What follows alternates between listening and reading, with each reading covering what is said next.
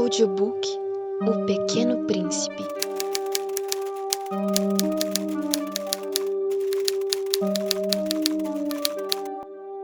Certa vez, quando tinha 6 anos, vi num livro sobre a Floresta Virgem, Histórias Vividas, uma imponente gravura. Representava ela uma jiboia que engolia uma fera. Eis a cópia do desenho. Dizia o livro: as jiboias engolem, sem mastigar, a presa inteira. Em seguida não podem mover-se e dormem os 6 meses da digestão. Refleti muito então sobre as aventuras da selva e fiz com lápis de cor o meu primeiro desenho. Meu desenho número 1 era assim. Mostrei minha obra-prima às pessoas grandes e perguntei se o meu desenho lhes fazia medo. Responderam-me: por que é que um chapéu faria medo? Meu desenho não representava um chapéu. Representava uma jiboia digerindo um elefante. Desenhei então o interior da jiboia, a fim de que as pessoas grandes pudessem compreender. Elas têm sempre necessidade de explicações. Meu desenho número 2 era assim. As pessoas grandes aconselharam-me deixar de lado os desenhos de jiboias abertas ou fechadas e dedicar-me de preferência à geografia, à história, ao cálculo, à gramática. Foi assim que abandonei, aos 6 anos, uma esplêndida carreira de pintor. Eu fora desencorajado pelo insucesso do meu desenho número 1 e do meu desenho número 2. As pessoas grandes não compreendem nada sozinhas, e é cansativo para as crianças estar toda hora explicando. Tive, pois, de escolher uma outra profissão, e aprendi a pilotar aviões. Voei, por assim dizer, por todo o mundo. E a geografia, claro, me serviu muito. Sabia distinguir num relance a China e o Arizona. É muito útil quando se está perdido na noite. Tive assim, no decorrer da vida, muitos contatos com muita gente séria. Vivi muito no meio das pessoas grandes. Vi-as muito de perto. Isso não melhorou, de modo algum, a minha antiga opinião. Quando encontrava uma que me parecia um pouco lúcida, fazia com ela a experiência do meu desenho número 1, que sempre conservei comigo. Eu queria saber se ela era verdadeiramente compreensiva, mas respondia sempre: é um chapéu. Então eu não lhe falava nem de jiboias, nem de florestas virgens, nem de estrelas. Punha-me ao seu alcance. Falava-lhe de bridge, de golfe, de política, de gravatas, e a pessoa grande ficava encantada de conhecer um homem tão razoável. Vivi, portanto, só, sem amigo com quem pudesse realmente conversar, até o dia, cerca de 6 anos atrás, em que tive uma pane no deserto do Saara. Alguma coisa se quebrara no motor. E como não tinha comigo mecânico ou passageiro, preparei-me para empreender sozinho o difícil conserto. Era para mim questão de vida ou de morte. Só dava para 8 dias a água que eu tinha. Na primeira noite adormeci, pois sobre areia, a milhas e milhas de qualquer terra habitada. Estava mais isolado que o náufrago numa tábua, perdido no meio do mar. Imaginem então a minha surpresa quando, ao despertar do dia, uma vozinha estranha me acordou. Dizia: por favor, desenha-me um carneiro. Hein? Desenha-me um carneiro. Pus-me de pé como atingido por um raio. Esfreguei os olhos, olhei bem. E vi um pedacinho de gente inteiramente extraordinário, que me considerava com gravidade. Eis o melhor retrato que, mais tarde, consegui fazer dele. Meu desenho é, seguramente, muito menos sedutor que o modelo. Não tenho culpa. Fora desencorajado aos 6 anos da minha carreira de pintor, e só aprender a desenhar jiboias abertas e fechadas. Olhava, pois, essa aparição com olhos redondos de espanto. Não esqueçam que eu me achava a milhas de qualquer terra habitada. Ora, o meu homenzinho não me parecia nem perdido, nem morto de fadiga, nem morto de fome, de sede ou de medo. Não tinha absolutamente a aparência de uma criança perdida no deserto, a milhas da região habitada. Quando pude enfim articular palavra, perguntei-lhe: mas que fazes aqui?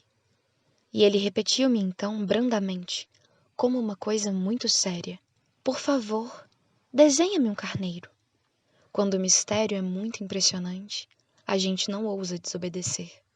Por mais absurdo que aquilo me parecesse a milhas de todos os lugares habitados e em perigo de morte, tirei do bolso uma folha de papel e uma caneta. Mas lembrei-me então que eu havia estudado de preferência geografia, história, cálculo e gramática, e disse ao garoto, com um pouco de mau humor, que eu não sabia desenhar. Respondeu-me: Não tem importância. Desenha-me um carneiro. Como jamais houvesse desenhado um carneiro, refiz para ele um dos únicos desenhos que sabia, o da jiboia fechada, e fiquei estupefato de ouvir o garoto replicar: Não, não, eu não quero um elefante numa jiboia. A jiboia é perigosa e o elefante toma muito espaço. Tudo é pequeno onde moro. Preciso é de um carneiro. Desenha-me um carneiro.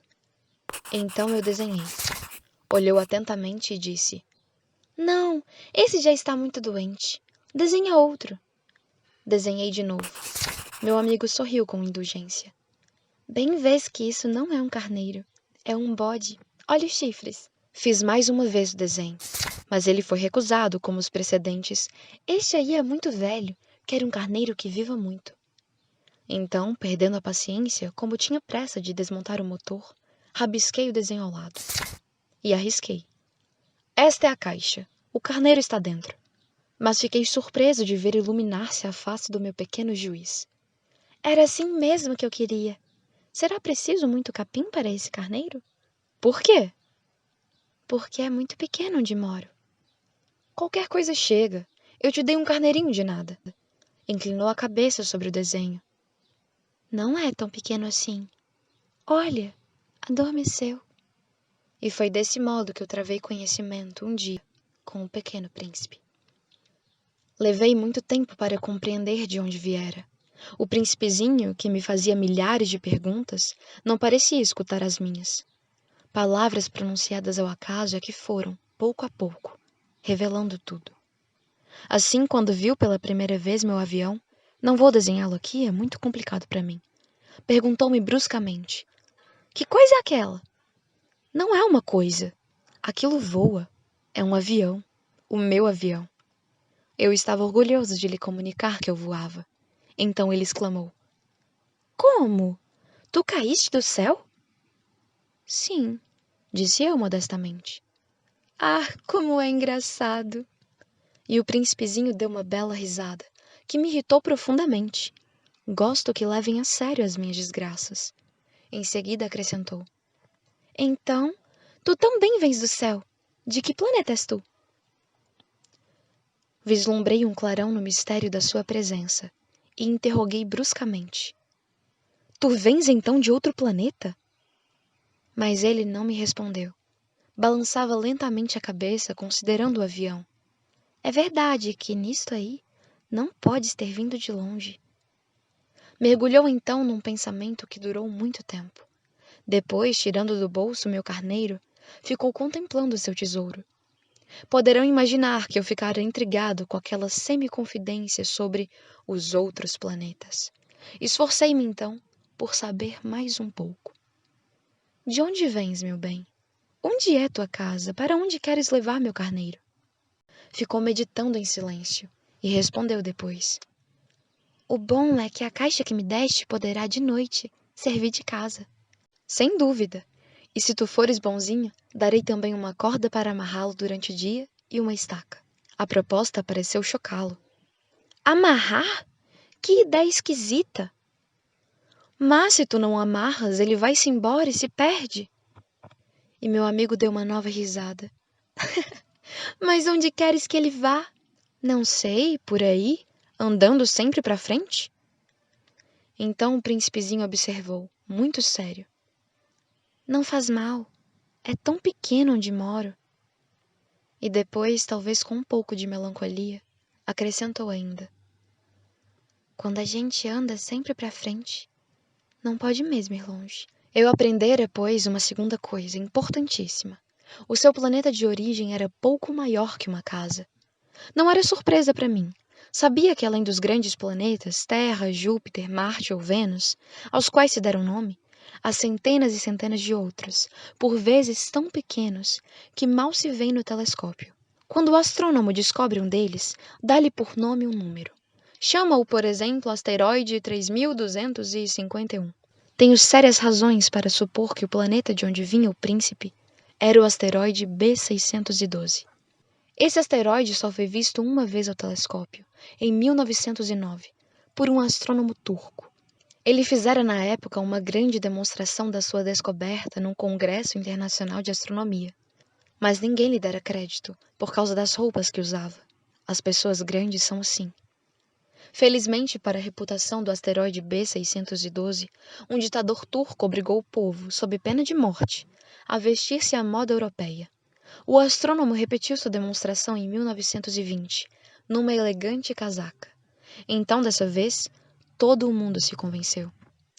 Se lhes dou esses detalhes sobre o asteroide B612 e lhes confio seu número, é por causa das pessoas grandes. As pessoas grandes adoram números. Quando a gente lhes fala de um novo amigo, elas jamais se informam do essencial. Não perguntam nunca: qual é o som da sua voz? Quais os brinquedos prefere? Será que coleciona borboletas? Mas perguntam: qual é a sua idade? Quantos irmãos ele tem? Quanto pesa? Quanto ganha seu pai? Somente então é que elas julgam conhecê-lo. Se dizemos às pessoas grandes: vi uma bela casa de tijolos cor-de-rosa, gerânios na janela, pombas no telhado, elas não conseguem, de modo nenhum, fazer uma ideia da casa. É preciso dizer-lhes: vi uma casa de 600 contos. Então elas exclamam: "Ah, que beleza!" Assim, se a gente lhes disser: a prova de que o príncipezinho existia é que ele era encantador, que ele ria e que ele queria um carneiro. Quando alguém quer um carneiro é porque existe. Elas darão de ombros e nos chamarão de criança.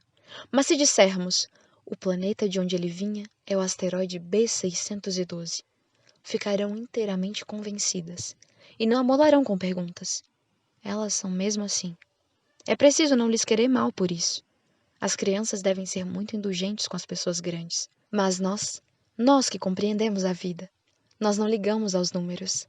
Gostaria de ter começado essa história à moda dos contos de fada. Teria gostado de dizer: era uma vez um pequeno príncipe que habitava um planeta pouco maior que ele e que tinha necessidade de um amigo. Para aqueles que compreendem a vida, isto pareceria sem dúvida muito mais verdadeiro. Porque eu não gosto que leiam meu livro levianamente. Dá-me tristeza narrar essas lembranças. Faz já 6 anos que meu amigo se foi com seu carneiro. Se tento descrevê-lo aqui, é justamente porque não o quero esquecer. É triste esquecer um amigo. Nem todo mundo tem amigo. E eu corro o risco de ficar como as pessoas grandes, que só se interessam por números. Foi por causa disso que comprei uma caixa de tintas e alguns lápis também. É duro pôr-se a desenhar na minha idade, quando nunca se fez outra tentativa além de jiboias abertas e fechadas, dos longínquos 6 anos. Experimentarei, é claro, fazer os retratos mais parecidos que puder, mas não tenho muita esperança de conseguir. Um desenho parece passável, outro já é inteiramente diverso. Engano-me também no tamanho, ora o príncipezinho está muito grande, ora pequeno demais. Hesito também quanto à cor do seu traje. Vou arriscando então, aqui e ali. Enganar-me-ei, provavelmente, em detalhes dos mais importantes. Mas é preciso desculpar. Meu amigo nunca dava explicações. Julgava-me talvez semelhante a ele.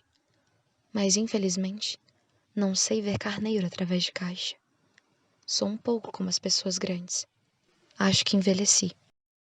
Dia a dia eu ficava sabendo mais alguma coisa do planeta, da partida, da viagem. Mas isso devagarinho, ao acaso das reflexões. Foi assim que vim a conhecer, no terceiro dia, o drama dos baobás.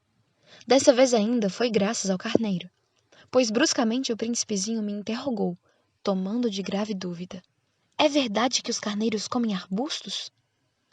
Sim, é verdade. Ah, que bom! Não compreendi logo por que era tão importante que os carneiros comessem arbustos. Mas o príncipezinho acrescentou: por conseguinte, eles comem também os baobás?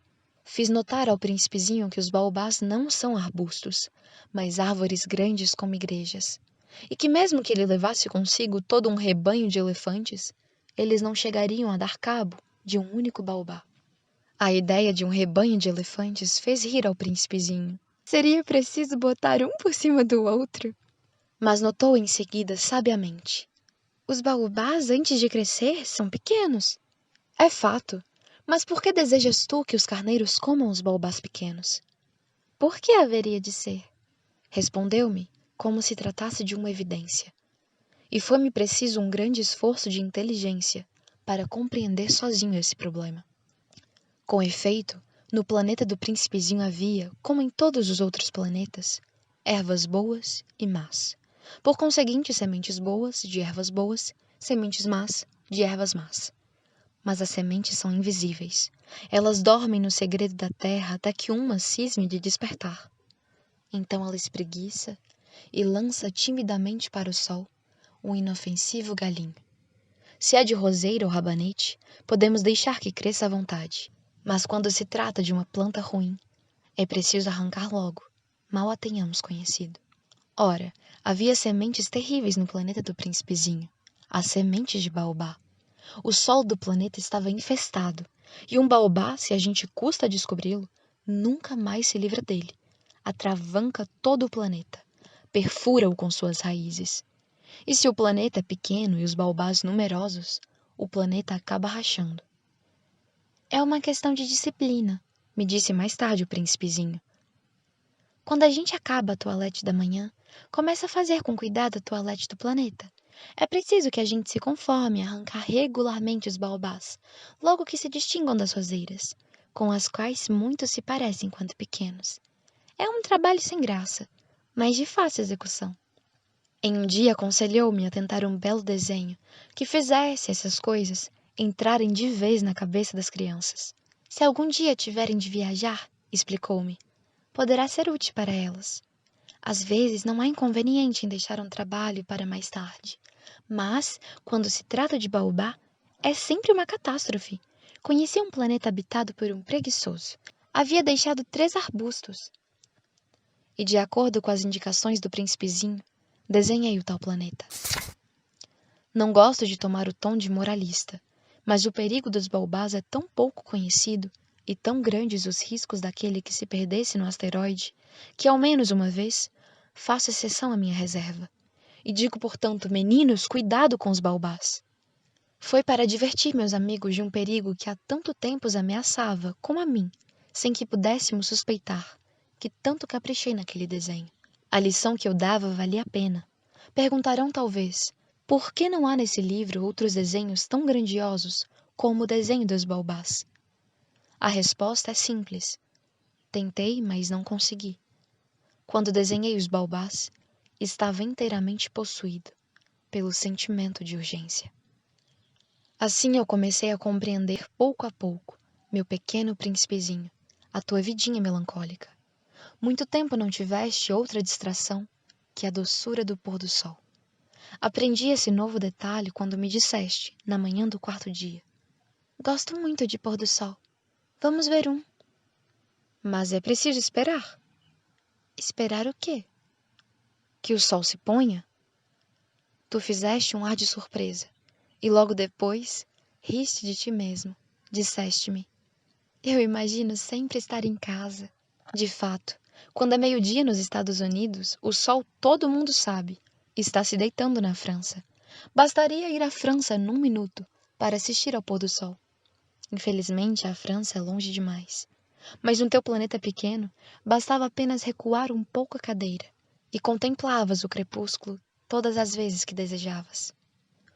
Um dia eu vi o sol se pôr 43 vezes e pouco mais tarde acrescentaste. Quando a gente está triste demais, gosta do pôr do sol. Estavas tão triste assim, no dia dos 43?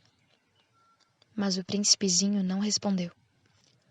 No 5º dia, sempre graças ao carneiro, este segredo da vida do pequeno príncipe me foi de súbito revelado. Perguntou-me, sem preâmbulo, como se fora o fruto de um problema muito tempo meditado em silêncio. Um carneiro, se come arbusto, come também as flores? Um carneiro come tudo que encontra. Mesmo as flores que têm um espinho? Sim, mesmo as que têm. Então, para que servem os espinhos? Eu não sabia. Estava ocupadíssimo naquele instante, tentando desatarrachar do motor um parafuso muito apertado. Minha pane começava a parecer demasiado grave, e em breve já não teria água para beber. Para que servem os espinhos? O príncipezinho jamais renunciava a uma pergunta depois que a tivesse feito. Mas eu estava irritado com o parafuso e respondi qualquer coisa. Espinho não serve para nada, são pura maldade das flores. Mas após um silêncio, ele me disse com uma espécie de rancor: Não acredito. As flores são fracas, ingênuas. Defendem-se como podem. Elas se julgam terríveis com seus espinhos. Não respondi. Naquele instante eu pensava: se esse parafuso ainda resiste, vou fazê-lo saltar a martelo. O príncipezinho perturbou-me de novo as reflexões. E tu pensas então que as flores... Ora, eu não penso nada. Eu respondi qualquer coisa. Eu só me ocupo com coisas sérias.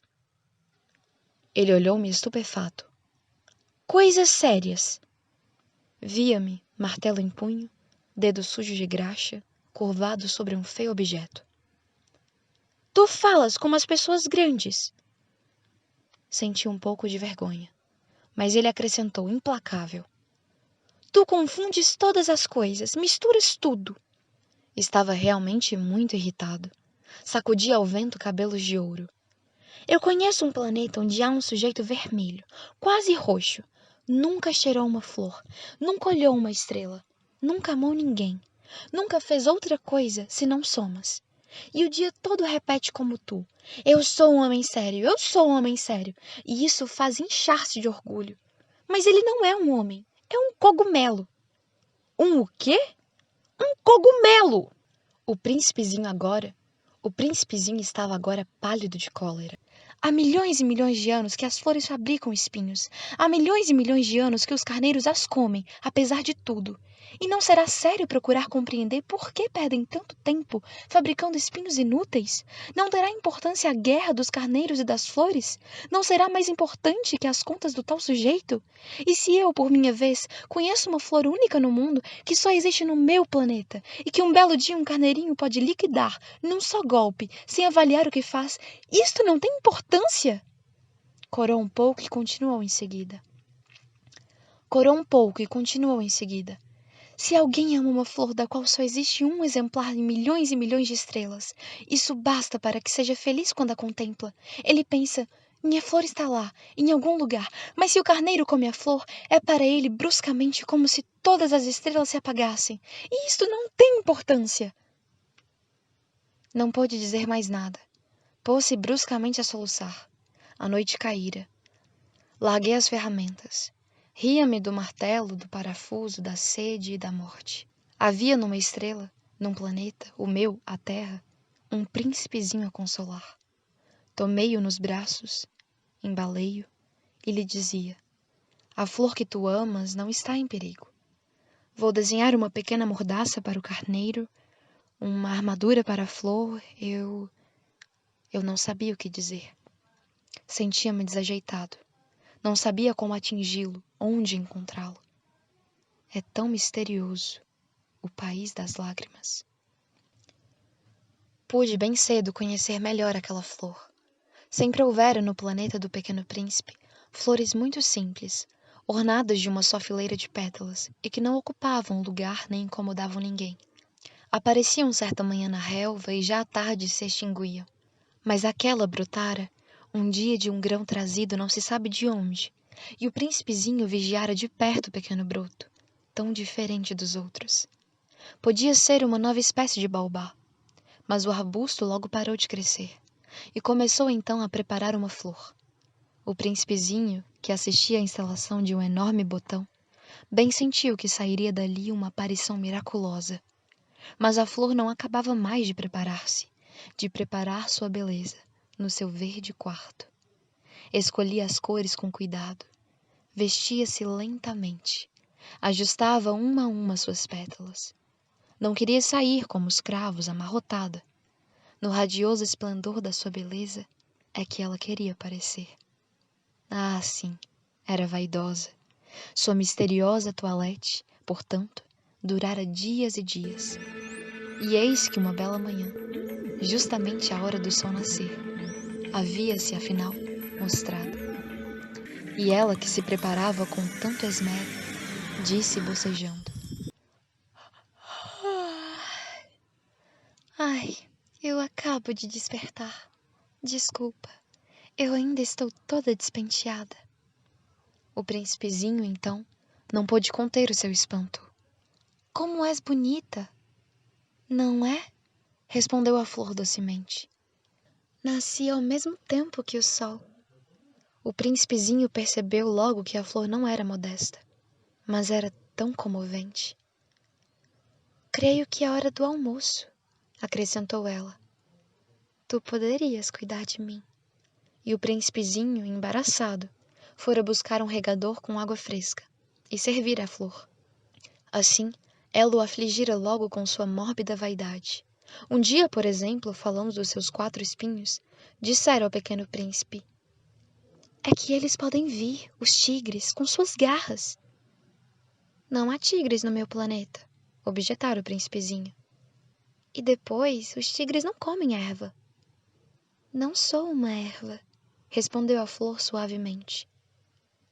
Perdoa-me. Não tenho receio dos tigres, mas tenho horror das correntes de ar. Não terias, acaso, um paravento? Horror das correntes de ar. Não é muito bom para uma planta, notara o príncipezinho. É bem complicada essa flor. À noite me colocarás sob a redoma. Faz muito frio no teu planeta. Está mal instalado. De onde eu venho? Mas interrompeu-se de súbito.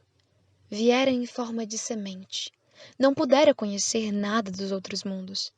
Humilhada por se ter deixado apanhar numa mentira tão tola, tossiu 2 ou 3 vezes, para pôr a culpa no príncipe. E o paravento? Ia buscá-lo, mas tu me falavas. Então ela redobrara a tosse para infligir-lhe remorso.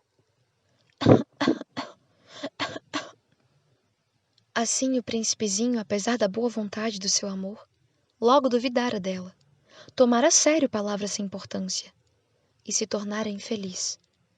Não a devia ter escutado. Confessou-me um dia. Não se deve nunca escutar as flores. Basta olhá-las, aspirar o perfume. A minha embalsamava o planeta, mas eu não me contentava com isso. A tal história das garras, que tanto me agastara, me devia ter enternecido. Confessou-me ainda. Não soube compreender coisa alguma. Devia tê-la julgado pelos atos, não pelas palavras. Ela me perfumava, me iluminava. Não devia jamais ter fugido. Devia ter-lhe adivinhado a ternura sob os seus pobres ardis. Devia ter-lhe adivinhado a ternura sob os seus pobres ardis. São tão contraditórias as flores. Mas eu era jovem demais para saber amar. Creio que ele aproveitou para evadir-se, pássaros selvagens que migravam. Na manhã da partida, pôs o planeta em ordem. Revolveu cuidadosamente seus 2 vulcões em atividade, pois possuía 2 vulcões. E era muito cômodo para esquentar o almoço. Possuía também um vulcão extinto, mas, como ele dizia, quem é que pode garantir? Revolveu também o extinto. Se eles são bem revolvidos, os vulcões queimam lentamente, regularmente, sem erupções. As erupções vulcânicas são como fagulhas de lareira. Na Terra, nós somos muito pequenos para revolver os vulcões. Por isso é que nos causam tanto dano. O príncipezinho arrancou também, não sem um pouco de melancolia, os últimos rebentos de baobá. Ele julgava nunca mais voltar. Mas todos esses trabalhos familiares lhe pareceram, aquela manhã, extremamente doces. E quando regou pela última vez a flor e se dispunha a colocá-la sob a redoma, percebeu que estava com vontade de chorar. Adeus, disse ele à flor, mas a flor não respondeu. Adeus, repetiu ele. A flor tossiu, mas não era por causa do resfriado. Eu fui uma tola, disse por fim. Peço-te perdão. Trata de ser feliz. A ausência de censuras o surpreendeu. Ficou parado, inteiramente sem jeito, com a redoma no ar. Não podia compreender essa calma doçura. É claro que te amo, disse-lhe a flor. Foi por minha causa que não soubeste de nada. Isso não tem importância. Foste tão tolo quanto eu. Trata de ser feliz. Mas pode deixar em paz a redoma. Não preciso mais dela. Mas o vento... Não estou assim tão resfriada. O ar fresco da noite me fará bem. Eu sou uma flor. Mas os bichos... É preciso que eu suporte 2 ou 3 larvas, se quiser conhecer as borboletas. Dizem que são tão belas. Do contrário, quem virá visitar-me? Tu estarás longe. Quanto aos bichos grandes, não tenho medo deles. Eu tenho as minhas garras. E ela mostrava ingenuamente seus 4 espinhos. Em seguida acrescentou: Não demores assim, que é exasperante. Tu decidiste partir. Vai-te embora. Pois ela não queria que ele a visse chorar. Era uma flor muito orgulhosa. Ele se achava na região dos asteroides 325, 326, 327, 328, 329 e 330. Começou, pois, a visitá-los para procurar uma ocupação e se instruir. O primeiro era habitado por um rei. O rei sentava-se vestido de púrpura e arminho, num trono muito simples, posto que majestoso. Ah, eis um súdito! Exclamou o rei ao dar com o príncipezinho. E o príncipezinho perguntou a si mesmo: Como pode ele reconhecer-me se jamais me viu? Ele não sabia que, para os reis, o mundo é muito simplificado. Todos os homens são súditos. Aproxima-te para que eu te veja melhor, disse o rei, todo orgulhoso de poder ser rei para alguém. O príncipezinho procurou com olhos onde sentar-se, mas o planeta estava todo atravancado pelo magnífico manto de arminho. Ficou então de pé, mas, como estava cansado, bocejou. É contra a etiqueta bocejar na frente do rei, disse o monarca. Eu o proíbo. Não posso evitá-lo, disse o príncipezinho confuso. Fiz uma longa viagem e não dormi ainda. Então, disse o rei, eu te ordeno que bocejes. Há anos que eu não vejo ninguém bocejar. Os bocejos são uma raridade para mim. Vamos, boceja! É uma ordem. Isso me intimida. Eu não posso mais, disse o príncipezinho todo vermelho. Respondeu o rei. Então eu te ordeno ora bocejares e ora... Ele gaguejava um pouco e parecia vexado, porque o rei fazia questão fechada que sua autoridade fosse respeitada. Não tolerava a desobediência. Era um monarca absoluto. Mas, como era muito bom, dava ordens razoáveis. Se eu ordenasse, costumava dizer, que um general se transformasse em gaivota e o general não me obedecesse, a culpa não seria do general, seria minha. Posso sentar-me? Interrogou timidamente o príncipezinho. Eu te ordeno que te sentes, respondeu-lhe o rei, que puxou majestosamente um pedaço do manto de arminho. Mas o príncipezinho se espantava. O planeta era minúsculo. Sobre quem reinaria o rei? Majestade, eu vos peço perdão de ousar interrogar-vos. Eu te ordeno que me interrogues, apressou-se o rei a declarar. Majestade, sobre quem é que reinas? Sobre tudo, respondeu o rei com uma grande simplicidade. Sobre tudo? O rei, com um gesto discreto, designou seu planeta, os outros e também as estrelas. Sobre tudo isso? Sobre tudo isso, respondeu o rei, pois ele não era apenas um monarca absoluto, era também um monarca universal. E as estrelas vos obedecem? Sem dúvida, disse o rei. Obedecem prontamente. Eu não tolero indisciplina. Um tal poder maravilhou o príncipezinho. Se ele fosse detentor do mesmo, teria podido assistir não a 44, mas a 72, ou mesmo a 100, ou mesmo a 200 pôres do sol no mesmo dia, sem precisar sequer afastar a cadeira. E como se sentisse um pouco triste a lembrança do seu pequeno planeta abandonado, ousou solicitar do rei uma graça. Eu desejava ver um pôr do sol. Fazei-me esse favor. Ordenai ao sol que se ponha. Se eu ordenasse a meu general voar de uma flor a outra como borboleta, ou escrever uma tragédia, ou transformar-se em gaivota, e o general não executasse a ordem recebida, quem, ele ou eu, estaria errado? Vós, respondeu com firmeza o príncipezinho. Exato, é preciso exigir de cada um o que cada um pode dar, replicou o rei. A autoridade repousa sobre a razão. Se ordenares a teu povo que ele se lance ao mar, farão todos revolução. Eu tenho o direito de exigir obediência porque minhas ordens são razoáveis. E o meu pôr do sol? Lembrou o príncipezinho, que nunca esquecia a pergunta que houvesse formulado. Teu pôr do sol tu o terás. Eu o exigirei. Mas eu esperarei, na minha ciência de governo, que as condições sejam favoráveis. Quando serão? Indagou o príncipezinho. Hein? Respondeu o rei, que consultou inicialmente um grosso calendário. Será lá por volta de 7h40 esta noite. E tu verás como sou bem obedecido. Oh. O príncipezinho bocejou. Lamentava o pôr do sol que perdera. E depois já estava se aborrecendo um pouco. Não tenho mais nada que fazer aqui, disse ao rei. Vou prosseguir minha viagem.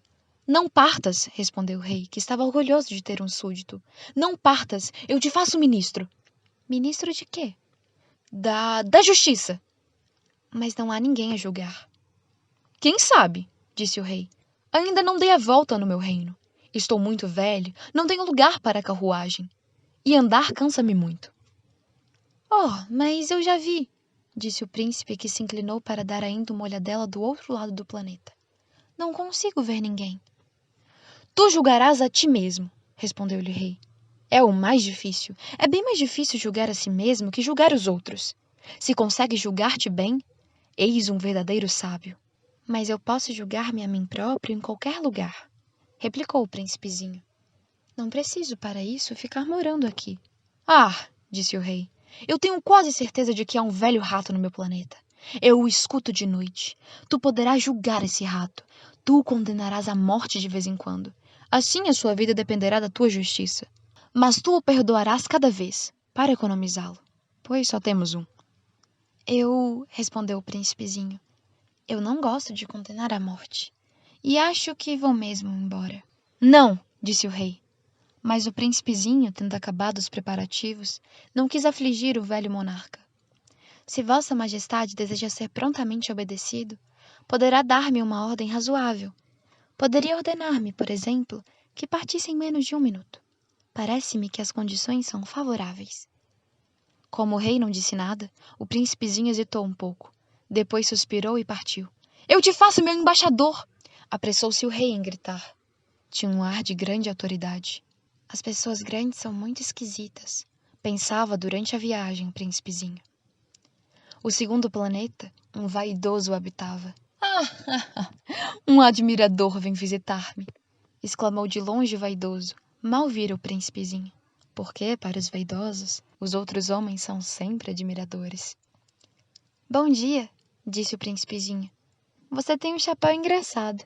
É para agradecer, exclamou o vaidoso. Para agradecer quando me aclamam. Infelizmente não passa ninguém por aqui. Sim? Disse o príncipezinho sem compreender. Bate as mãos uma na outra, aconselhou o vaidoso. O príncipezinho bateu as mãos uma na outra. O vaidoso agradeceu modestamente, erguendo o chapéu. Ah, isso é mais divertido que a visita ao rei, disse consigo mesmo o príncipezinho, e recomeçou a bater as mãos uma na outra. O vaidoso recomeçou a agradecer, tirando o chapéu. Após 5 minutos de exercício, o príncipezinho cansou-se com a monotonia do brinquedo. E para o chapéu cair? Perguntou ele. Que é preciso fazer? Mas o vaidoso não ouviu. Os vaidosos só ouvem os elogios. Não é verdade que tu me admiras muito? Perguntou ele ao príncipezinho. Que quer dizer admirar? Admirar significa reconhecer que eu sou o homem mais belo, mais rico, mais inteligente e mais bem vestido de todo o planeta. Mas só há você no seu planeta. Dá-me esse gosto, admira-me mesmo assim. Eu te admiro, disse o príncipezinho dando de ombros. Mas como pode isso interessar-te? E o príncipezinho foi-se embora. As pessoas grandes são decididamente muito bizarras, ia pensando ele pela viagem afora. O planeta seguinte era habitado por um bêbado. Esta visita foi muito curta, mas mergulhou o príncipezinho numa profunda melancolia.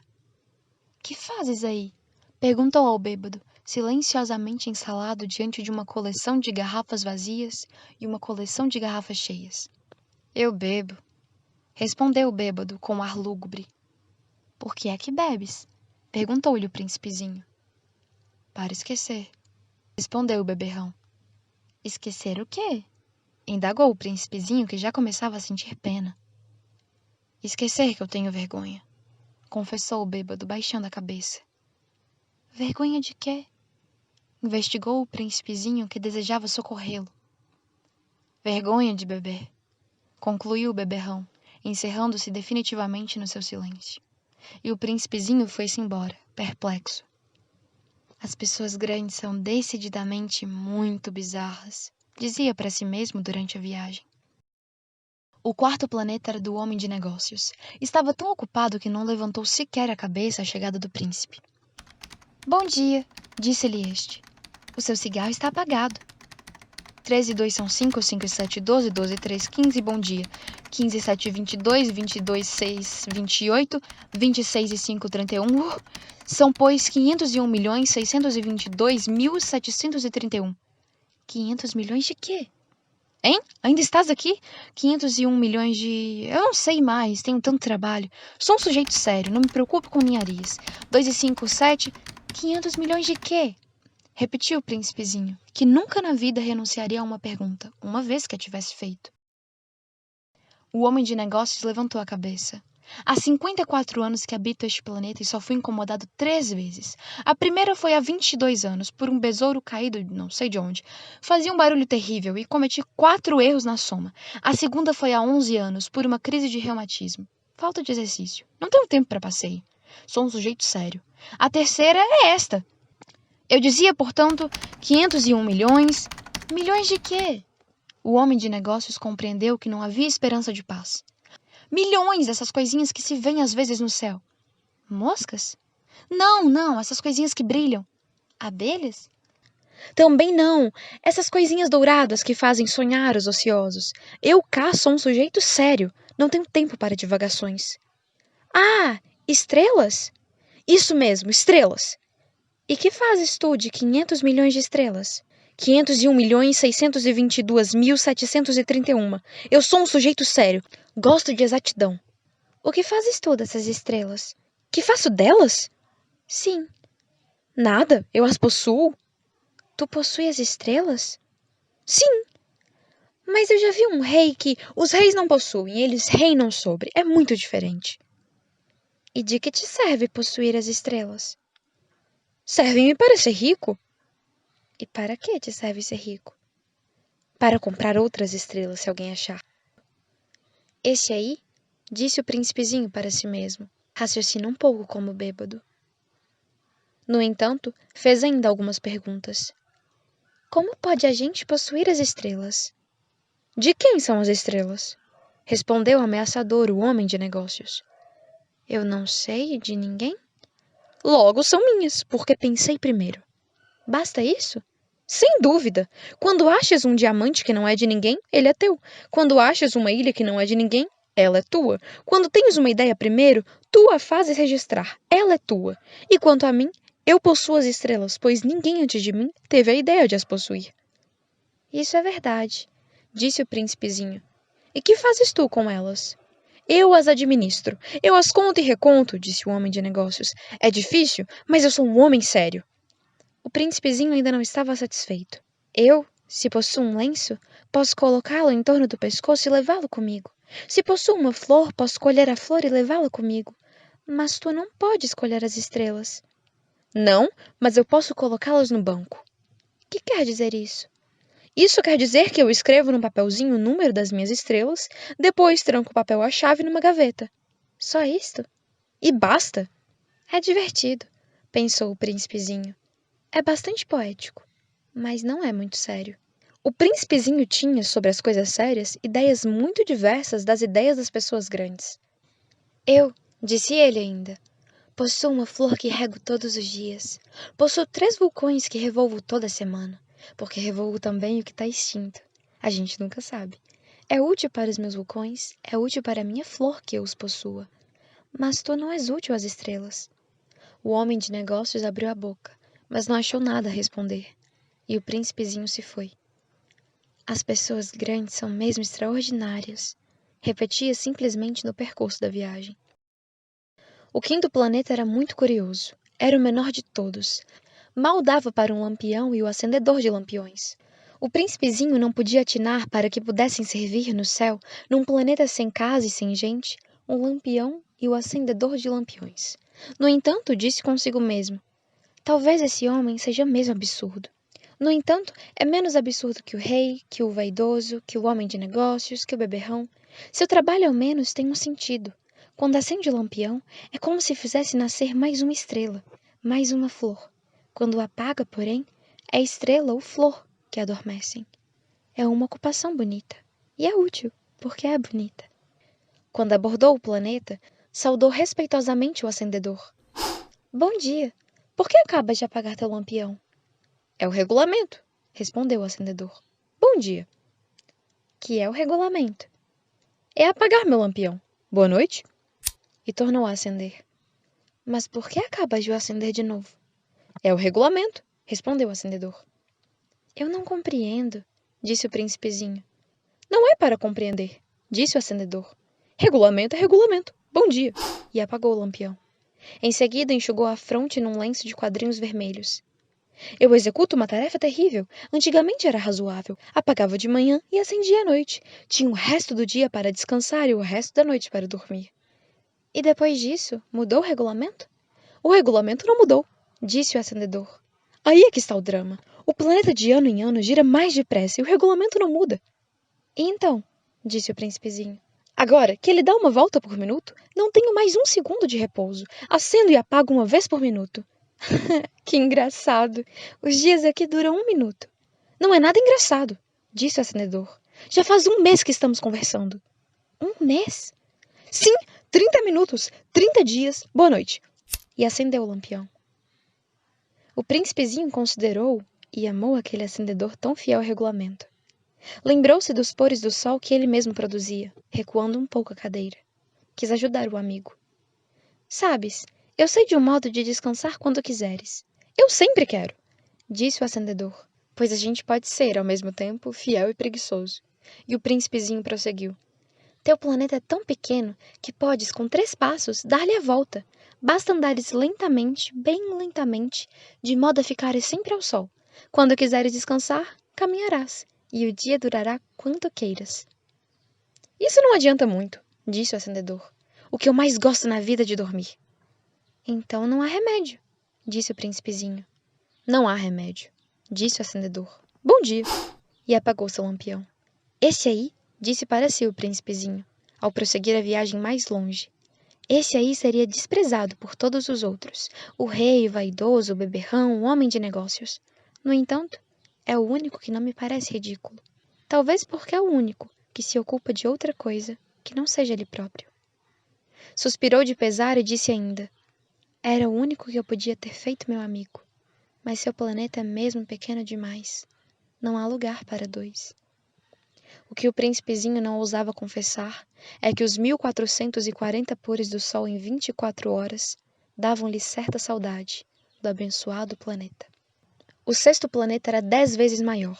Era habitado por um velho que escrevia livros enormes. Bravo! Eis o explorador! Exclamou ele, logo que viu o príncipezinho. O príncipezinho assentou-se na mesa, ofegante. Já viajara tanto. De onde vens? Perguntou-lhe o velho. Que livro é esse? Perguntou-lhe o príncipezinho. Que faz o senhor aqui? Sou geógrafo, respondeu o velho. Que é um geógrafo? Perguntou o príncipezinho. É um sábio que sabe onde se encontram os mares, os rios, as cidades, as montanhas, os desertos. É bem interessante, disse o príncipezinho. Eis afinal uma verdadeira profissão. E lançou um olhar em torno de si, no planeta do geógrafo. Nunca havia visto planeta tão majestoso. O seu planeta é muito bonito. Haverá oceanos nele? Como hei de saber? Disse o geógrafo. Ah, o príncipezinho estava decepcionado. E montanhas? Como hei de saber? Disse o geógrafo. E cidades, e rios, e desertos? Como hei de saber? Disse o geógrafo pela 3ª vez. Mas o senhor é geógrafo. É claro, disse o geógrafo, mas não sou explorador. Há uma falta absoluta de exploradores. Não é o geógrafo que vai contar as cidades, os rios, as montanhas, os mares, os oceanos, os desertos. O geógrafo é muito importante para estar passeando. Não deixa um instante a escrivaninha. Mas recebe os exploradores, interroga-os, anota suas lembranças, e se as lembranças de alguns lhe parecerem interessantes, o geógrafo estabelece um inquérito sobre a moralidade do explorador. Por quê? Porque um explorador que mentisse produziria catástrofes nos livros de geografia, como o explorador que bebesse demais. Por quê? Perguntou o príncipezinho. Porque os bêbados vêm em dobrado, então o geógrafo anotaria 2 montanhas, onde há uma só. Conheço alguém, disse o príncipezinho, que seria um mau explorador. É possível. Pois bem, quando a moralidade do explorador parece boa, faça uma investigação sobre a sua descoberta. Vai se ver? Não, seria muito complicado, mas exige-se do explorador que ele forneça provas. Tratando-se, por exemplo, de uma grande montanha, ele trará grandes pedras. O geógrafo de súbito se entusiasmou. Mas tu vens de longe, tu és explorador. Tu me vais descrever o teu planeta. E o geógrafo, tendo aberto seu caderno, apontou o seu lápis. Anotam-se primeiro a lápis as narrações dos exploradores. Espera-se para cobrir a tinta que o explorador tenha fornecido provas. Então? Interrogou o geógrafo. Oh, onde eu moro, disse o príncipezinho, não é interessante. É muito pequeno. Eu tenho 3 vulcões. 2 vulcões em atividade e um vulcão extinto. A gente nunca sabe. A gente nunca sabe, repetiu o geógrafo. Tenho também uma flor. Mas nós não anotamos as flores, disse o geógrafo. Por que não? É o mais bonito. Porque as flores são efêmeras. Que quer dizer efêmera? As geografias, disse o geógrafo, são livros de mais valor. Nunca ficam fora de moda. É muito raro que um monte troque lugar. É muito raro um oceano esvaziar-se. Nós escrevemos coisas eternas. Mas os vulcões extintos podem se reanimar, interrompeu o príncipezinho. Que quer dizer efêmera? Que os vulcões estejam extintos ou não, isso dá no mesmo para nós, disse o geógrafo. O que nos interessa é a montanha. Ela não muda. Mas que quer dizer efêmera? Repetiu o príncipezinho, que nunca na sua vida renunciaria a uma pergunta que tivesse feito. Quer dizer ameaçada de próxima desaparição. Minha flor estará ameaçada de próxima desaparição? Sem dúvida. Minha flor é efêmera, disse o príncipezinho, e não tem mais que 4 espinhos para defender-se do mundo. E eu a deixei sozinha. Foi seu primeiro movimento de remorso, mas retomou coragem. Que me aconselha a visitar? Perguntou ele. O planeta Terra, respondeu o geógrafo. Goza de grande reputação. E o príncipezinho se foi, pensando na flor. O 7º planeta foi, pois, a Terra. A Terra não é um planeta qualquer. Contam-se lá 111 reis, não esquecendo, é claro, os reis negros, 7.000 geógrafos, 900.000 negociantes, 7,5 milhões de beberrões, 311 milhões de vaidosos, isto é, cerca de 2 bilhões de pessoas grandes. Para dar-lhes uma ideia das dimensões da Terra, eu lhes direi que, antes da invenção da eletricidade, era necessário manter, para o conjunto dos 6 continentes, um verdadeiro exército de 462.511 acendedores de lampiões. Isto fazia, visto um pouco de longe, um magnífico efeito. Os movimentos desse exército eram ritmados como os de um balé de ópera. Primeiro vinha a vez dos acendedores de lampião da Nova Zelândia e da Austrália. Esses, em seguida, acesos os lampiões, iam dormir. Entrava por sua vez a dança dos acendedores de lampiões da China e da Sibéria, e também desapareciam nos bastidores. Vinha a vez dos acendedores de lampiões da Rússia e das Índias. Depois os da África e da Europa. Depois os da América do Sul. Os da América do Norte, e jamais se enganavam na ordem de entrada, quando apareciam em cena. Era um espetáculo grandioso. Apenas 2, o acendedor do único lampião do Polo Norte e o seu colega do único lampião do Polo Sul, levavam vida ociosa e descuidada. Trabalhavam 2 vezes por ano. Quando a gente quer fazer graça, mente às vezes um pouco. Não fui lá muito honesta ao lhes falar dos acendedores de lampiões. Corro o risco de dar àqueles que não conhecem nosso planeta uma falsa ideia dele. Os homens ocupam, na verdade, muito pouco lugar na superfície da Terra. Se os 2 bilhões de habitantes que povoam a Terra se mantivessem de pé, colados um ao outro, como para um comício, acomodar-se-iam facilmente numa praça pública de 20 milhas de comprimento por 20 de largura. Poder-se-ia juntar a humanidade toda na menor das ilhas do Pacífico. As pessoas grandes não acreditarão, é claro. Elas julgam ocupar muito espaço. Imaginam-se tão importantes como os baobás. Digam-lhes, pois, que façam o cálculo. Elas adoram os números, ficarão contentes com isso. Mas vocês não percam tempo com esse problema de aritmética. É inútil. Vocês acreditam em mim.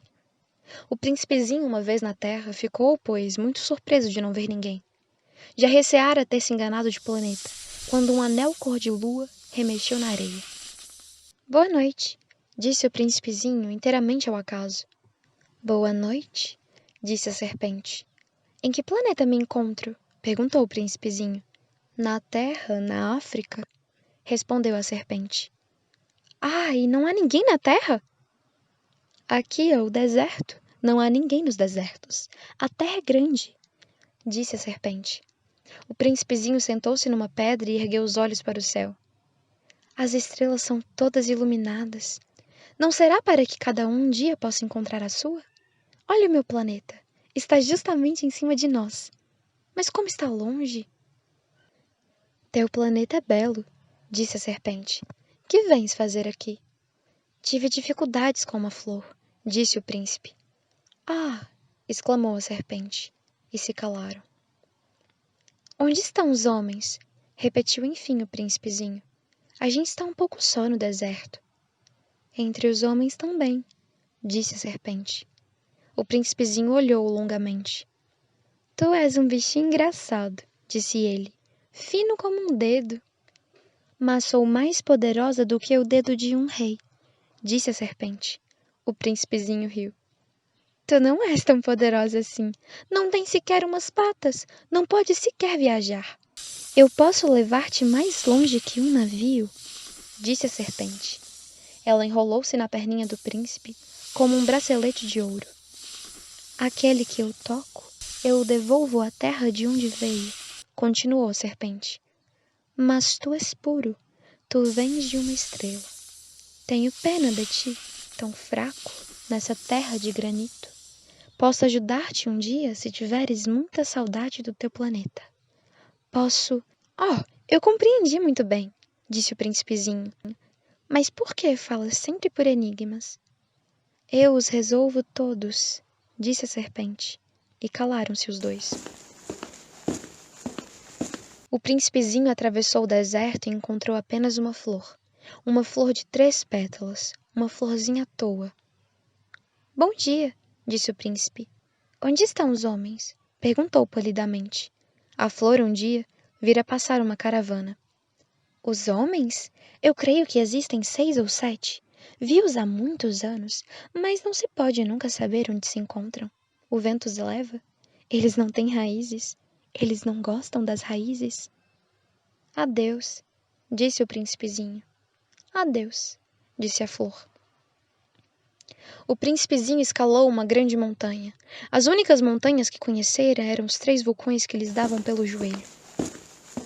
O vulcão extinto servia-lhe de tamborete. De montanha tão alta, pensava ele, verei todo o planeta e todos os homens. Mas só viu agulhas de pedra, pontudas. Bom dia, disse ele inteiramente ao léu. Bom dia, bom dia, bom dia, respondeu o eco. Quem és tu? Perguntou o príncipezinho. Quem és tu? Respondeu o eco. Sede meus amigos, eu estou só, disse ele. Estou só. Respondeu o eco. Que planeta engraçado, pensou então. É todo seco, pontudo e salgado. E os homens não têm imaginação. Repetem o que a gente diz. No meu planeta eu tinha uma flor, e era sempre ela que falava primeiro. Mas aconteceu que o príncipezinho, tendo andado muito tempo pelas areias, pelas rochas e pela neve, descobriu enfim uma estrada, e as estradas vão todas na direção dos homens. Bom dia, disse ele. Era um jardim cheio de rosas. Bom dia, disseram as rosas. O príncipezinho contemplou-as. Eram todas iguais à sua flor. Quem sois? Perguntou ele estupefato. Somos rosas, disseram as rosas. E ele sentiu-se extremamente infeliz.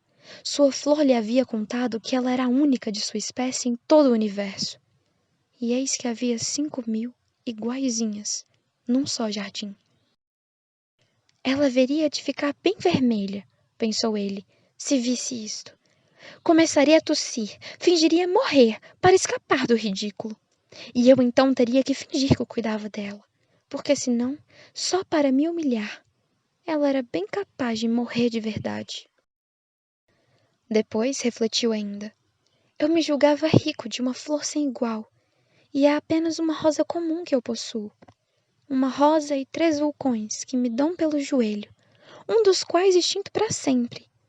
Isso não faz de mim um príncipe muito grande. E deitado na relva, ele chorou. E foi então que apareceu a raposa. Bom dia, disse a raposa. Bom dia, respondeu polidamente o príncipezinho, que se voltou, mas não viu nada. Eu estou aqui, disse a voz debaixo da macieira. Quem és tu? Perguntou o príncipezinho. Tu és bem bonita. Sou uma raposa, disse a raposa. Vem brincar comigo, propôs o príncipezinho. Estou tão triste. Eu não posso brincar contigo, disse a raposa. Não me cativaram ainda. Ah, desculpa, disse o príncipezinho. Após uma reflexão, acrescentou. Que quer dizer cativar? Tu não és daqui, disse a raposa. Que procuras? Procuro os homens, disse o príncipezinho. Que quer dizer cativar? Os homens, disse a raposa, têm fuzis e caçam. É bem incômodo. Criam galinhas também. É a única coisa interessante que fazem. Tu procuras galinhas? Não, disse o príncipezinho. Eu procuro amigos. Que quer dizer cativar? É uma coisa muito esquecida, disse a raposa. Significa criar laços. Criar laços? Exatamente, disse a raposa. Tu não és para mim senão um garoto inteiramente igual a 100.000 outros garotos, e eu não tenho necessidade de ti. E tu não tens também necessidade de mim. Não passo a teus olhos de uma raposa igual a 100.000 outras raposas. Mas, se tu me cativas, nós teremos necessidade um do outro. Serás para mim único no mundo, e eu serei para ti única no mundo. Começo a compreender, disse o príncipezinho. Existe uma flor. Eu creio que ela me cativou. É possível, disse a raposa. Vê-se tanta coisa na terra. Oh, não foi na terra, disse o príncipezinho. A raposa pareceu intrigada. Num outro planeta? Sim. Há caçadores nesse planeta? Não. Que bom! E galinhas? Também não. Nada é perfeito, suspirou a raposa.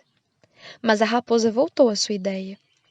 Minha vida é monótona. Eu caço as galinhas e os homens me caçam. Todas as galinhas se parecem e todos os homens se parecem também. E por isso eu me aborreço um pouco. Mas se tu me cativas, minha vida será como que cheia de sol. Conhecerei um barulho de passos que será diferente dos outros. Os outros passos me fazem entrar debaixo da terra. O teu me chamará para fora da toca, como se fosse música. E depois, olha, vês, lá longe, os campos de trigo? Eu não como pão. O trigo para mim é inútil. Os campos de trigo não me lembram coisa alguma, e isso é triste.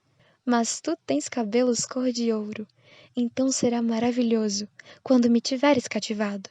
O trigo que é dourado fará lembrar-me de ti, e eu amarei o barulho do vento no trigo. A raposa calou-se e considerou por muito tempo o príncipe. Por favor, cativa-me, disse ela. Bem quisera, disse o príncipezinho, mas eu não tenho muito tempo. Tenho amigos a descobrir e muitas coisas a conhecer.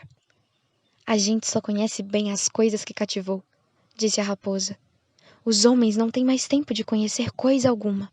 Compram tudo prontinho nas lojas. Mas, como não existem loja de amigos, os homens não têm mais amigos. Se tu queres um amigo, cativa-me. Que é preciso fazer? Perguntou o príncipezinho. É preciso ser paciente, respondeu a raposa. Tu te sentarás primeiro um pouco longe de mim, assim, na relva. Eu te olharei com um canto de olho e tu não dirás nada. A linguagem é uma fonte de mal-entendidos. Mas, cada dia, te sentarás mais perto. No dia seguinte, o príncipezinho voltou.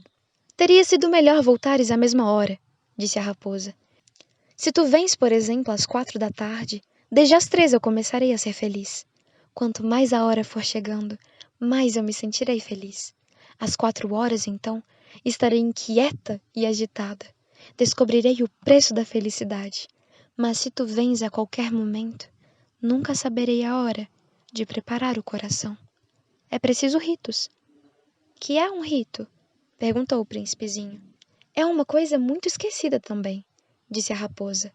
É o que faz com que um dia seja diferente dos outros dias, uma hora das outras horas. Os meus caçadores, por exemplo, possuem um rito. Dançam na quinta-feira com as moças da aldeia. A quinta-feira, então, é o dia maravilhoso. Vou passear até a vinha. Se os caçadores dançassem qualquer dia, os dias seriam todos iguais, e eu não teria férias. Assim, o príncipezinho cativou a raposa. Mas quando chegou a hora da partida, a raposa disse: Ah, eu vou chorar. A culpa é tua, disse o príncipezinho. Eu não queria te fazer mal, mas tu quiseste que eu te cativasse. Quis, disse a raposa. Mas tu vais chorar, disse o príncipezinho. Vou, disse a raposa. Então, não sais lucrando nada. Eu lucro, disse a raposa, por causa da cor do trigo. Depois ela acrescentou: Vai rever as rosas. Tu compreenderás que a tua é a única no mundo. Tu voltarás para me dizer adeus, e eu te farei presente de um segredo. Foi o príncipezinho rever as rosas. Vós não sois absolutamente iguais à minha rosa. Ninguém ainda vos cativou, nem cativastes a ninguém. Sois como era a minha raposa. Era uma raposa igual a 100.000 outras. Mas eu fiz dela um amigo. Ela, agora, é única no mundo. E as rosas estavam desapontadas. Sois belas, mas vazias, disse ele ainda. Não se pode morrer por vós. Minha rosa, sem dúvida um transeunte qualquer, pensaria que se parece convosco. Ela sozinha é, porém, mais importante que vós todas, pois foi a ela que eu reguei. Foi a ela que eu pus sob a redoma. Foi a ela que abriguei com o paravento. Foi dela que eu matei as larvas, exceto 2 ou 3 por causa das borboletas. Foi a ela que eu escutei queixar-se ou gabar-se, ou mesmo calar-se algumas vezes. É a minha rosa. E voltou então a raposa. Adeus, disse ele. Adeus, disse a raposa. Eis o meu segredo. É muito simples. Só se vê bem com o coração. O essencial é invisível para os olhos. O essencial é invisível para os olhos, repetiu o príncipezinho, a fim de se lembrar. Foi o tempo que perdeste com tua rosa que fez tua rosa tão importante. Foi o tempo que eu perdi com a minha rosa, repetiu o príncipezinho, a fim de se lembrar. Os homens esqueceram essa verdade, disse a raposa. Mas tu não a deves esquecer. Tu te tornas eternamente responsável por aquilo que cativas. Tu és responsável pela rosa. Eu sou responsável pela minha rosa, repetiu o príncipezinho, a fim de se lembrar. Bom dia, disse o príncipezinho. Bom dia, respondeu o guarda-chaves. Que fazes aqui? Respondeu-lhe o príncipezinho. Eu divido os passageiros em blocos de 1000, disse o guarda-chaves. Despacho os trens que os carregam, ora para a direita, ora para a esquerda. E um rápido iluminado, roncando como um trovão, fez tremer a cabine do guarda-chaves. Eles estão com muita pressa, disse o príncipezinho. O que é que estão procurando? Nem o homem da locomotiva sabe, disse o guarda-chaves. E trovejou, em sentido inverso, um outro rápido iluminado. Já estão de volta? Perguntou o príncipezinho. Não são os mesmos, disse o guarda-chaves. É uma troca. Não estavam contentes onde estavam? Nunca estamos contentes onde estamos, disse o guarda-chaves. E um terceiro rápido iluminado trovejou. Estão perseguindo os primeiros viajantes? Perguntou o príncipezinho. Não perseguem nada, disse o guarda-chaves. Estão dormindo lá dentro, ou bocejando. Só as crianças esmagam o nariz nas vidraças.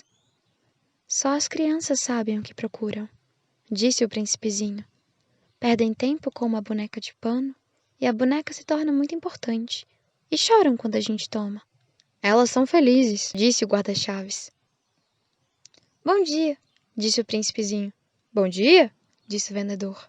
Era um vendedor de pílulas aperfeiçoadas em aplacar a sede. Toma-se uma por semana e não é mais preciso beber. Por que vendes isso? Perguntou o príncipezinho. É uma grande economia de tempo, disse o vendedor. Os peritos calcularam. A gente ganha 53 minutos por semana. E o que se faz então com os 53 minutos? O que a gente quiser. Eu, pensou o príncipezinho, se tivesse 53 minutos para gastar, iria caminhando passo a passo, mãos no bolso, na direção de uma fonte. Estávamos no 8º dia de minha pane. Justamente quando bebi a última gota de minha provisão de água, foi que ouvi a história do vendedor. Ah, disse eu ao príncipezinho, são bem bonitas as tuas lembranças, mas eu não consertei ainda meu avião. Não tenho mais nada para beber. E eu seria feliz também, se pudesse ir caminhando passo a passo, mãos no bolso, na direção de uma fonte. Minha amiga raposa me disse: Meu caro, não se trata mais de raposa. Por quê? Porque vamos morrer de sede. Ele não compreendeu meu raciocínio e respondeu: É bom ter tido um amigo, mesmo se a gente vai morrer. Eu estou muito contente de ter tido a raposa por amiga. Não avalie o perigo, disse eu. Não tem nunca fome ou sede. Um raio de sol lhe basta. Mas ele me olhou e respondeu ao que eu pensava. Tenho sede também. Procuremos um poço. Eu fiz um gesto de desânimo. É absurdo procurar um poço ao acaso, na imensidão do deserto. No entanto, pusemo-nos a caminho. Já tínhamos andado horas em silêncio quando a noite caiu e as estrelas começaram a brilhar. Eu as via como em sonho, porque tinha um pouco de febre por causa da sede. As palavras do príncipezinho dançavam-me na memória. Tu tens sede também? Perguntei-lhe. Mas não respondeu a minha pergunta. Disse apenas: A água pode ser boa para o coração. Não compreendi sua resposta e calei-me. Eu bem sabia que não adiantava interrogá-lo. Ele estava cansado. Sentou-se. Sentei-me junto dele. E após um silêncio, disse ainda: As estrelas são belas por causa de uma flor que não se vê. Eu respondi: É mesmo. E fitei, sem falar, a ondulação da areia enluarada. O deserto é belo, acrescentou. E era verdade. Eu sempre amei o deserto. A gente se senta numa duna de areia. Não se vê nada, não se escuta nada. E, no entanto, no silêncio, alguma coisa irradia. O que torna belo o deserto, disse o príncipezinho, é que ele esconde um poço em algum lugar. Fiquei surpreso por compreender de súbito essa misteriosa irradiação da areia. Quando eu era pequeno, habitava uma casa antiga, e diziam as lendas que ali fora enterrado um tesouro. Ninguém, é claro, conseguira descobrir, nem talvez mesmo procurou. Mas ele encantava a casa toda. Minha casa escondia um tesouro no fundo do coração. Quer se trate de casa, das estrelas ou do deserto, disse eu ao príncipezinho, o que faz sua beleza é invisível. Estou contente, disse ele, que esteja de acordo com a raposa. Como o príncipezinho adormeceu, tomei-o nos braços e prossegui a caminhada. Eu estava comovido. Tinha a impressão de carregar um frágil tesouro. Parecia-me mesmo não haver na terra nada mais frágil. Considerava a luz da lua, a fronte pálida, os olhos fechados, as mechas de cabelo que tremiam ao vento. E eu pensava, o que eu vejo não é mais que uma casca. O mais importante é invisível. Como seus lábios entreabertos esboçassem um sorriso, pensei ainda, o que tanto me comove nesse príncipe adormecido é sua fidelidade a uma flor. É a imagem de uma rosa que brilha nele como a chama de uma lâmpada, mesmo quando dorme. Eu o pressentia então mais frágil ainda. É preciso proteger as lâmpadas com cuidado. Um sopro as pode apagar. E caminhando assim, eu descobri o poço. O dia estava raiando. Os homens, disse o príncipezinho, se enfurnam nos rápidos, mas não sabem o que procuram. Então eles se agitam, ficam rodando à toa. E acrescentou, e isso não adianta. O poço a que tínhamos chegado não se parecia de forma alguma com os poços do Saara. Os poços do Saara são simplesmente buracos na areia. Aquele parecia um poço de aldeia. Mas não havia ali aldeia alguma. E eu julgava sonhar. É estranho, disse eu ao príncipezinho. Tudo está preparado. A roldana, o balde e a corda. Ele riu, pegou a corda, fez girar a roldana. E a roldana gemeu como gemem os velhos cataventos quando o vento dormiu por muito tempo. Tu escutas? Disse o príncipe. Estamos acordando o poço. Ele canta. Eu não queria que ele fizesse esforço. Deixa que eu puxe, disse eu. É muito pesado para o teu tamanho. Lentamente, içei o balde até em cima e o instalei com cuidado na borda do poço. Nos meus ouvidos permanecia ainda o canto da roldana, e na água que ainda brilhava, via tremer o sol. Tenho sede dessa água, disse o príncipezinho. Dá-me de beber. E eu compreendi o que ele havia buscado. Levantei-lhe o balde até a boca. Ele bebeu de olhos fechados. Era doce como uma festa. Essa água era muito mais que alimento. Nascera da caminhada sob as estrelas, do canto da roldana, do esforço do meu braço. Era boa para o coração, como um presente. Quando eu era pequeno, todo o esplendor do presente de Natal estava também na luz da árvore, na música da missa de meia-noite, na doçura dos risos. Os homens do teu planeta, disse o príncipezinho, cultivam 5.000 rosas no mesmo jardim e não encontram o que procuram. Não encontram, respondi. E, no entanto, o que eles buscam poderia ser achado numa só rosa ou num pouquinho de água. É verdade. E o príncipezinho acrescentou. Mas os olhos são cegos. É preciso buscar com o coração. Eu havia bebido. Respirava facilmente. A areia é cor de mel quando amanhece. E a cor de mel me fazia feliz. Por que haveria eu de estar triste? É preciso, disse baixinho o príncipe, que cumpras a tua promessa. Ele estava de novo sentado junto de mim. Que promessa? Tu sabes, a mordaça do meu carneiro. Eu sou responsável pela flor. Tirei do bolso as minhas tentativas de desenho. O príncipezinho os viu e disse rindo. Teus baobás parecem um pouco repolhos. Oh, eu estava tão orgulhoso de meus baobás. Tua raposa, as orelhas dela, parecem chifres, são compridas demais. Ele riu outra vez. Tu és injusto, meu bem. Eu só sabia desenhar jiboias abertas e fechadas. Não faz mal, disse ele. As crianças entendem. Rabisquei, portanto, uma pequena mordaça, mas senti, ao entregá-la, um aperto no coração.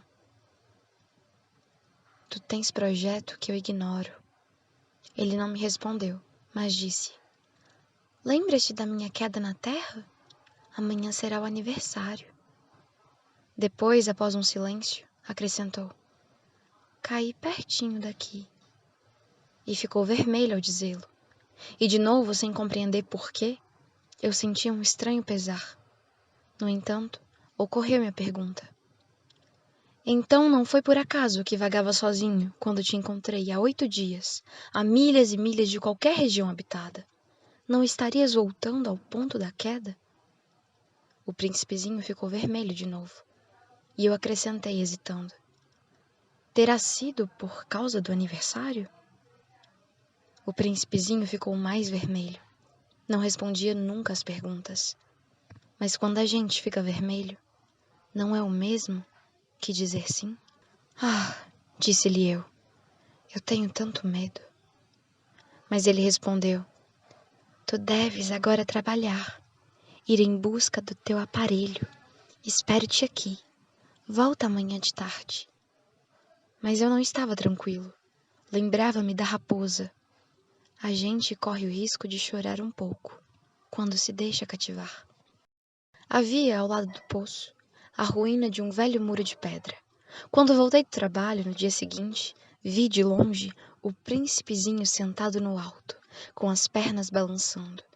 E eu o escutei dizer, Tu não te lembras então? Não foi bem aqui o lugar. Uma outra voz devia responder-lhe, porque replicou em seguida. Não, não estou enganado. O dia é este, mas não o lugar. Prosseguiu o caminho para o muro. Continuava a não ver ninguém. No entanto, o príncipezinho replicou novamente. Está bem. Tu verás onde começa, na areia, o sinal dos meus passos. Basta esperar-me. Estarei ali esta noite. Eu me achava a 20 metros do muro e continuava a não ver nada. O príncipezinho disse ainda, após um silêncio. O teu veneno é do bom?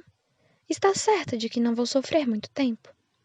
Parei, o coração apertado, sem compreender ainda.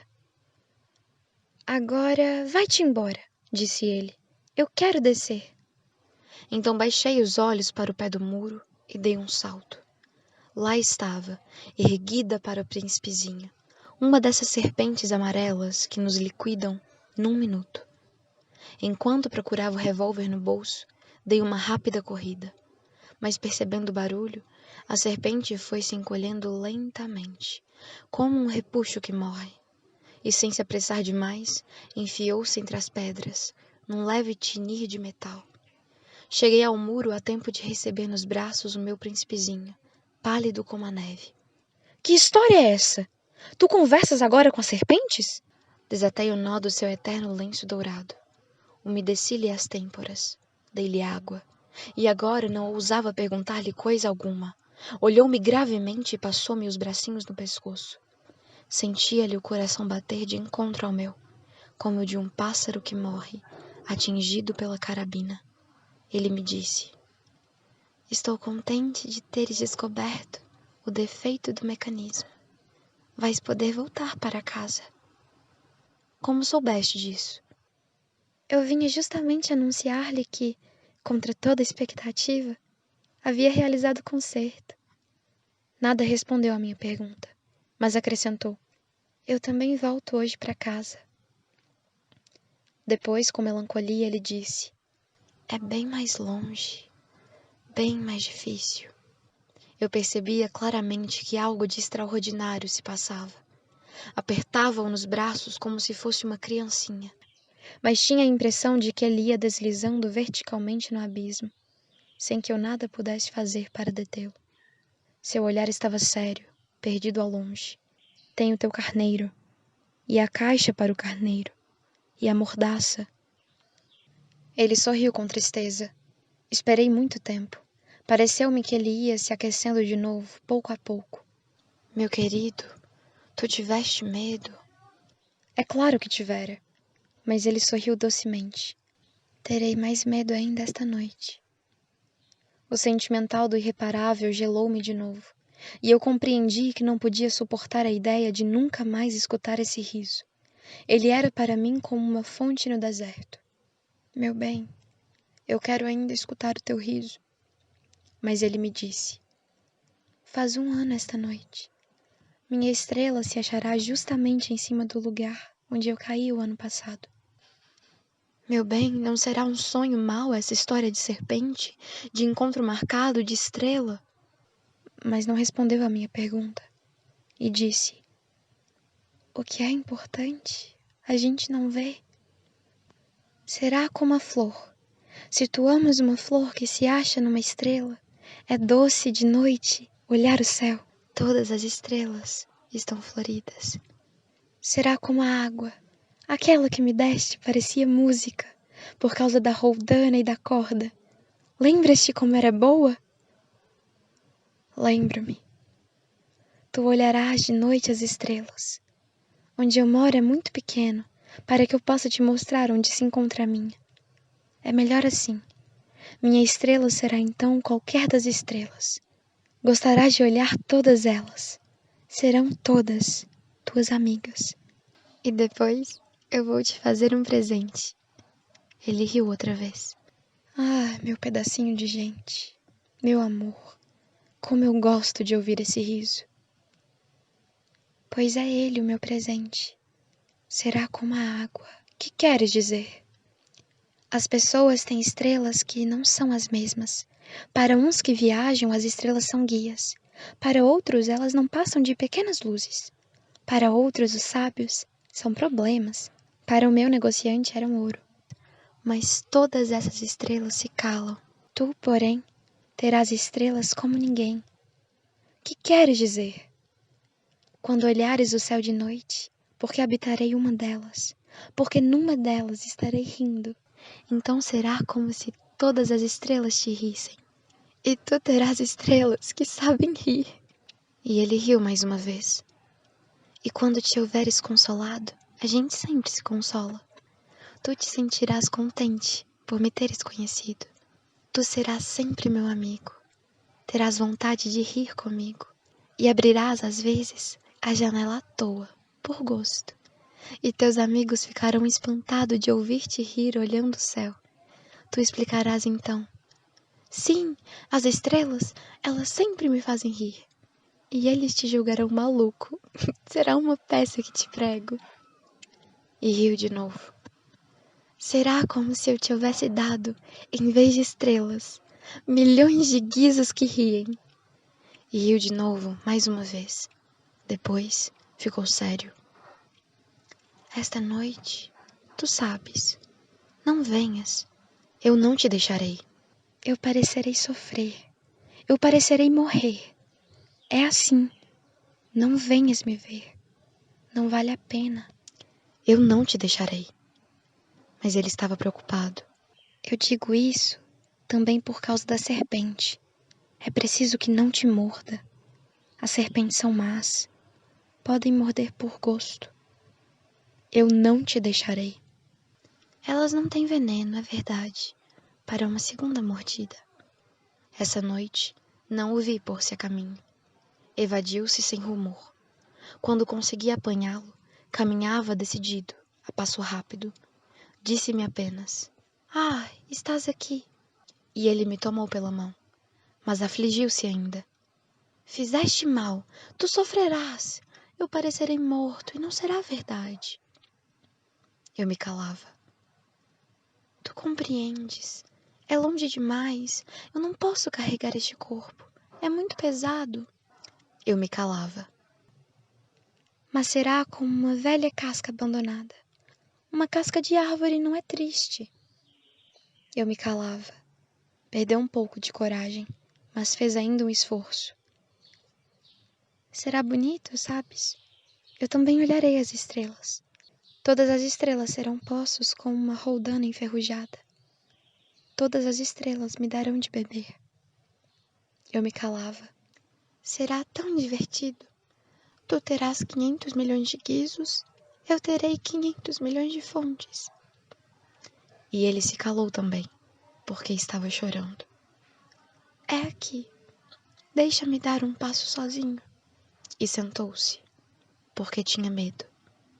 Disse ainda: tu sabes, minha flor, eu sou responsável por ela. Ela é tão frágil, tão ingênua. Tem 4 espinhos de nada para defendê-la do mundo. Eu sentei-me também, pois não podia mais ficar de pé. Ele disse: pronto, acabou-se. Hesitei ainda um pouco, depois ergueu-se. Deu um passo. Eu não podia mover-me. Houve apenas um clarão amarelo perto da sua perna. Permaneceu por um instante imóvel. Não gritou. Tombou devagarinho, como uma árvore tomba. Nem fez sequer barulho, por causa da areia. E agora, certamente já se vão 6 anos. Jamais contar essa história. Os camaradas ficaram contentes de ver-me são e salvo. Eu estava triste, mas dizia: é o cansaço. Agora já me consolei um pouco, mas não de todo. Sei que ele voltou ao seu planeta, pois ao raiar do dia, não lhe encontrei o corpo. Não era um corpo tão pesado assim. E gosto à noite de escutar as estrelas. 500 milhões de guizos. Mas eis que sucede uma coisa extraordinária. Na mordaça que desenhei para o príncipezinho, esqueci de juntar a correia. Não poderá jamais prendê-lo ao carneiro. E eu pergunto então: que se terá passado no planeta? Pode bem ser que o carneiro tenha comido a flor. Ora eu penso: certamente que não. O príncipezinho encerra a flor todas as noites na redoma de vidro e vigia bem o carneiro. Então eu me sinto feliz.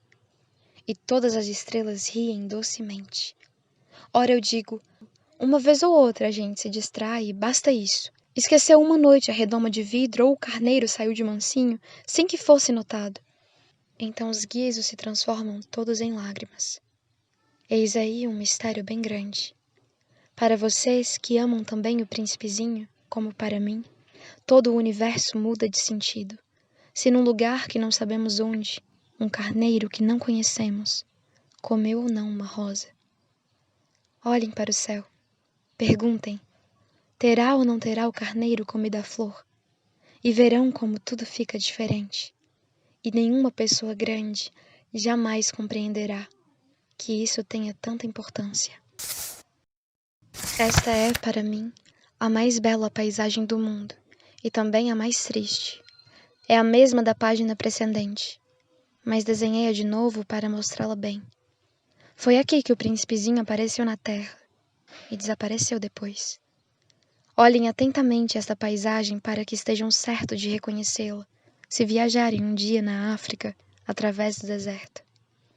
E se acontecer passarem por ali, eu lhes suplico que não tenham pressa e que esperem um pouco, bem debaixo da estrela.